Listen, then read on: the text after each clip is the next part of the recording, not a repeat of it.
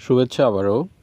আমরা পাঠ করছিলাম বিশিষ্ট লেখক এবং বুদ্ধিজীবী ইবনে গোলাম সামাদের লেখা বই আত্মপরিচয়ের সন্ধানে। আজকের প্রবন্ধ মুসলমান ও তুর্কি। ব্রিটিশ শাসনামলে এদেশের ইতিহাস নিয়ে বিখ্যাত দার্শনিক স্টুয়ার্ট মিলের পিতা জেমস মিল 1817 সালে হিস্ট্রি অব ব্রিটিশ ইন্ডিয়া নামে একটি বই লেখেন। এই বইতে তিনি ব্রিটিশ ভারতের ইতিহাসকে 3টি বড় পর্বে ভাগ করেন।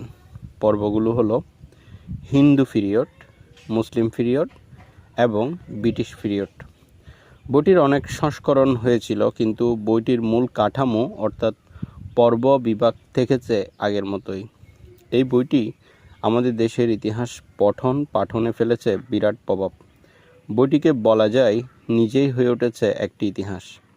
আরব মুসলমানগণ উমাইয়া খলিফাদের আমলে বর্তমান করাচির কাছে দেয়াল অথবা দেবাল নামে একটি শহর দখল করে 1711 খ্রিস্টাব্দে। পরে আরব মুসলমানগণ আরও কিছু জায়গা দখল করেন, কিন্তু তারা কোনো সাম্রাজ্য গড়ে তুলতে পারেন না। দক্ষিণ এশিয়ায় মুসলিম শাসনামল বলতে মূলত বোঝায় মধ্য এশিয়া থেকে আগত তুর্কি মুসলিম নৃপতিদের শাসন সময়কে। আমাদের দেশের শিক্ষা প্রতিষ্ঠানসমূহে পাঠ্য সাধারণ ইতিহাস বইতে তুর্কি আর মুসলমান শব্দ দুটি হয়ে পড়েছে প্রায় সমার্থক। মুসলমান বলতে কেবল একটি ধর্ম বিশ্বাসী মানব সমষ্টিকে বোঝানো হয় না, কার্যত বোঝানো হয় এই উপমহাদেশে মধ্য এশিয়া থেকে আগত ইসলাম ধর্মে বিশ্বাসী তুর্কি জনসমষ্টিকে। মধ্য এশিয়া বলতে এখন বোঝায় প্রধানত 5টি দেশকে। এরা হলো উজবেকিস্তান, কাজাকিস্তান, তুর্কমেনিস্তান, তাজিকিস্তান এবং কিরগিজস্তান। এই 5টি দেশের মধ্যে 4টি দেশের মানুষ তুর্কি ভাষা পরিবারের ভাষায় কথা বলেন। তাজিকরা এক সময় তুর্কি পরিবারের ভাষাতে কথা বলতেন, কিন্তু এখন বলেন ফার্সি ভাষায়। এই 5টি দেশকে আগে এক সময় একত্রে বলা হতো তুর্কিস্তান। বিখ্যাত মুসলিম সভ্যতার কেন্দ্র সমরকন্দ, বোখারা এবং খিবা শহর উজবেকিস্তানে অবস্থিত। এই উপমহাদেশে মুসলিম সংস্কৃতি বলতে যা বোঝায় তা প্রধানত ইরান প্রভাবিত মুসলিম তুর্কি সভ্যতার কাছ থেকে লব্ধ। প্রাচীন যুগেও মধ্য এশিয়া থেকে তুর্কি মানবধারাভুক্ত মানুষ এসেছিলেন এই উপমহাদেশে, গড়ে তুলেছিলেন বিশাল সাম্রাজ্য।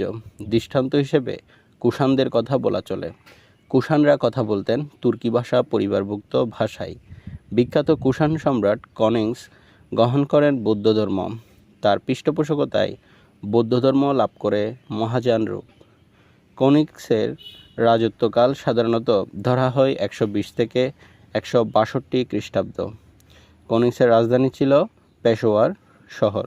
তবে মাটি কুড়ে সম্রাট কনিংসের একটি মূর্তি পাওয়া গেছে ভারতের উত্তরপ্রদেশের মথুরা শহরে। মূর্তিটির মাথা ভেঙে গিয়েছে এবং খুঁজে পাওয়া যায়নি।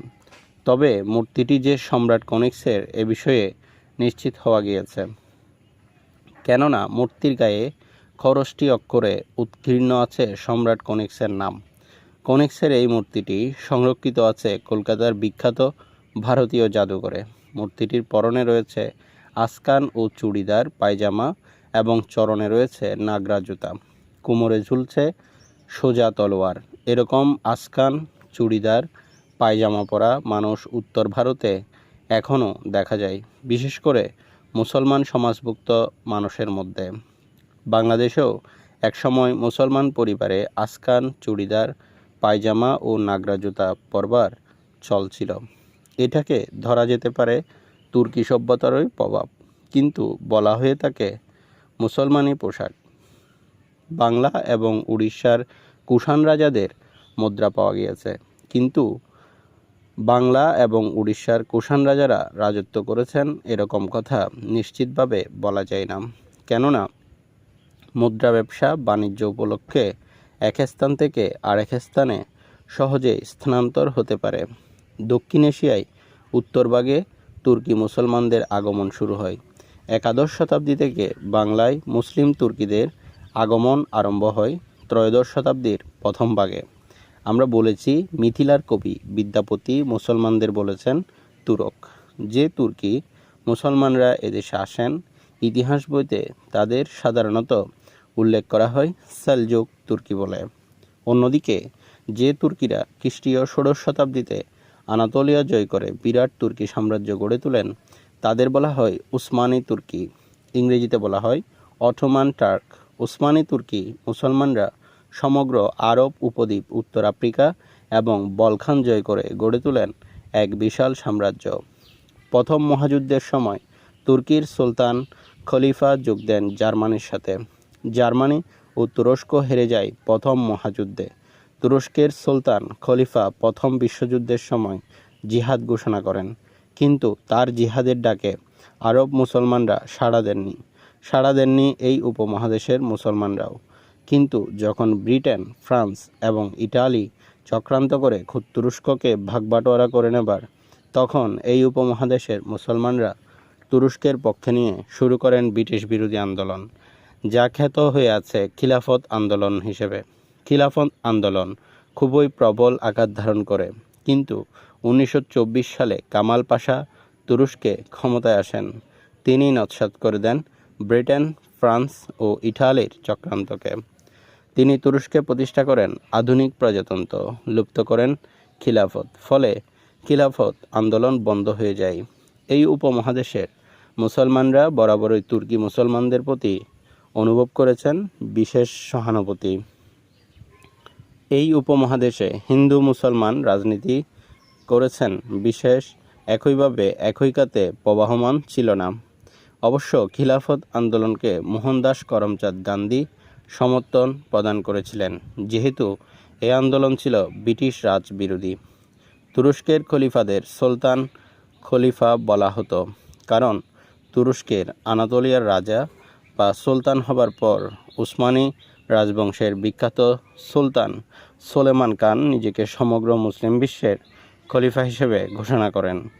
সমগ্র সুন্নি মুসলিম বিশ্বের উপর তুরস্কের চিন্তা চেতনা একটা বিরাট প্রভাব পড়তে পেরেছিল।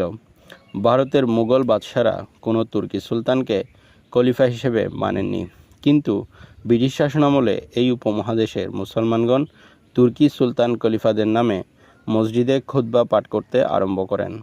এভাবে এই উপমহাদেশে সৃষ্টি হতে পেরেছিল একটা মুসলিম স্বাতন্ত্র ভূত। আমাদের কথা হবে পরবর্তী আরেকটি প্রবন্ধে। ধন্যবাদ সকলকে।